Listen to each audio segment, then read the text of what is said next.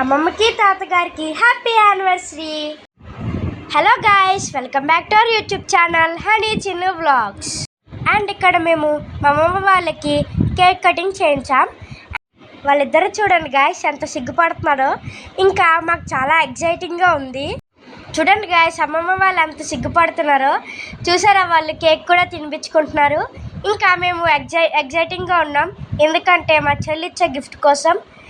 చూసారా, ఇక్కడ మా చెల్లి రింగ్ కూడా ఇచ్చింది, చాలా బాగుంది కదా. ఇంకేముంది గాయ్స్, కేక్ కటింగ్ అయిపోయింది, గిఫ్ట్లు ఇచ్చేసాం. ఇంకా ఆట మొదలెడదామా?